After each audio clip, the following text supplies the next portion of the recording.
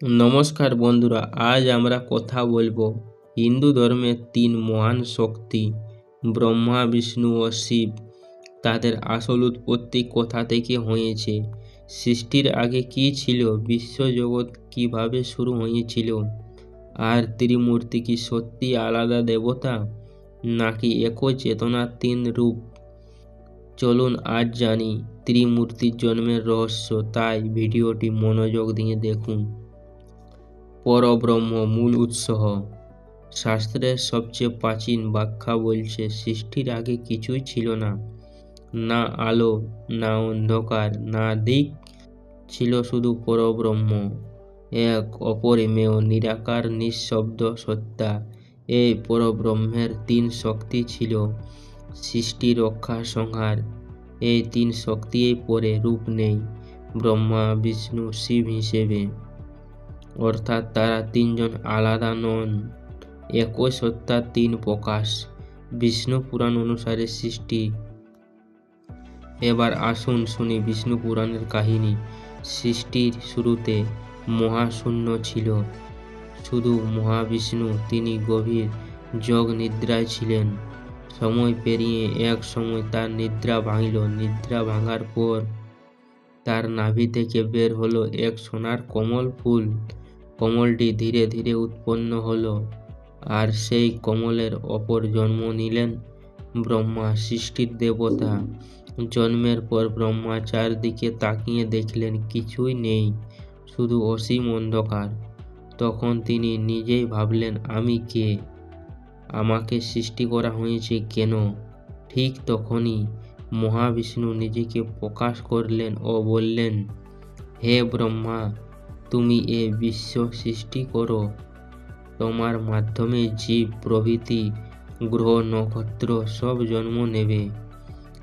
এভাবে ব্রহ্মার জন্ম বিষ্ণুর নাভি থেকে। এটাই সবচেয়ে পরিচিত জন্মকথা। শিব পুরাণ অনুসারে উৎপত্তি। কিন্তু শিব পুরাণ আমাদের আরেকটি অসাধারণ গল্প বলে। শিব পুরাণ অনুযায়ী সৃষ্টির আগেও ছিল কিছু, এক অসীম জ্যোতির্লিঙ্গ, এক অবিরাম আলোর স্তম্ভ, যার না শুরু আছে না শেষ আছে। এক জ্যোতি থেকেই উদ্ভূত হয় চেতনা। সেই চেতনার নামই শিব, যিনি অনাদি, যার কোনো শুরু নেই, যিনি অনন্ত, যার কোনো শেষ নেই। এক মহা জ্যোতির্লিঙ্গ থেকেই উদ্ভব হয় বিষ্ণু, যিনি রক্ষাকারী শক্তি। তারপর উদ্ভব হয় ব্রহ্মা, যিনি সৃষ্টির শক্তি। এই মতে শিবের প্রথম, শিবের মূল উৎস। দেবী ভাগবতের ব্যাখ্যা। দেবী ভাগবতের আবার অন্য রকম ব্যাখ্যা পাওয়া যায়। এখানে বলা হয় বিশ্বজগতের আগে ছিলেন শুধু মহামায়া অথবা আদ্য শক্তি। তিনি ইচ্ছা শক্তির মাধ্যমে সৃষ্টি করেন ত্রিমূর্তিকে। ব্রহ্মাকে দেন সৃষ্টির কাজ, বিষ্ণুকে দেন রক্ষা করার কাজ, শিবকে দেন সংসারের যা লয়ের কাজ। অর্থাৎ সৃষ্টির চেতনা শক্তি থেকে, এবং শক্তি এই তিন দেবতাকে জন্ম দিয়েছেন। এই মতে নারী রূপ শক্তি এই সর্বোচ্চ সত্তা। ব্রহ্মা বিষ্ণু বিতর্ক ও জ্যোতির্লিঙ্গ। এক বিখ্যাত পুরাণ কাহিনী আছে, ব্রহ্মা ও বিষ্ণু বিতর্কে জড়িয়ে পড়েন, কে শ্রেষ্ঠ। একজন বললেন, আমি সৃষ্টি করি তাই আমি বড়। অন্যজন বললেন, আমি রক্ষা করি তাই আমি বড়। তখন মহাশূন্য দেখা দিল, এক বিশাল জ্যোতির্লিঙ্গ, অসীম আলোর স্তম্ভ। বিষ্ণু নিচের দিকে গেলেন শেষ খুঁজতে। হাজার হাজার বছর পেরোলেও শেষ পেলেন না। ব্রহ্মা ওপরে গেলেন শুরু খুঁজতে, তিনিও পেলেন না। শেষে এই আলোর ভিতর থেকে প্রকাশ পেলেন শিব।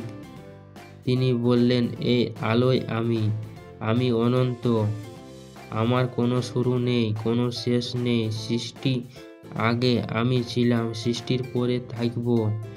এই ঘটনা প্রমাণ করে সত্যিকারের পরম শক্তি একটাই। উপনিষদের ব্যাখ্যা। উপনিষদে ত্রিমূর্তিকে দেখা হয় এক পরম সত্তার 3 কার্যরূপ হিসেবে, যেমন ব্রহ্মা সৃষ্টি, বিষ্ণু রক্ষা, শিব সংহার। বিশ্ব চালানোর জন্য এই 3 কাজেই প্রয়োজন। যেমন এক দিনের সকাল থেকে দুপুর থেকে রাত থেকে এই 3 মিলেই দিন সম্পূর্ণ হয়। একইভাবে এই 3 শক্তি ছাড়া বিশ্ব অসম্পূর্ণ। বৈদিক যুগে ত্রিমূর্তি। বেদে যদিও ব্রহ্মা বিষ্ণু শিবের নাম নেই, তবে সেখানে রয়েছে 3 শক্তির উল্লেখ। অগ্নি সৃষ্টি, বায়ু প্রাণ রক্ষা, সূর্য বা চন্দ্র সংহার। পরে এই 3 শক্তি ব্যক্তিরূপ পায় ত্রিমূর্তিতে। এতে বোঝা যায় হিন্দু সৃষ্টি তত্ত্ব হাজার বছর বিবর্তনের ফল। উপসংহার: 3 রূপ এক শক্তি। তাহলে সংক্ষেপে ব্রহ্মা বিষ্ণু ও শিব তারা 3 জন আলাদা নন, তারা একই পরম জ্যোতির 3 রূপ। ব্রহ্মা সৃষ্টি, বিষ্ণু রক্ষা, শিব লয় ও সংহার। জগৎ চালানোর জন্য এই 3 শক্তির সমন্বয় প্রয়োজন। যেমন গাছের জন্ম হলো সৃষ্টি, গাছ বেড়ে ওঠা হলো রক্ষা, গাছ শুকিয়ে যাওয়া হলো লয়। এই 3 শক্তিই জীবনকে সম্পূর্ণ করে। বন্ধুরা, আশা করি আজকের ভিডিও আপনাদের ভালো লেগেছে। ভালো লাগলে লাইক, শেয়ার ও কমেন্ট করতে ভুলবেন না। আধ্যাত্মিকতা ও পুরাণের এমন আরও গভীর গল্প জানতে আমাদের চ্যানেলকে অবশ্যই সাবস্ক্রাইব করুন। ধন্যবাদ ও নমস্কার আপনাদের সকলকে।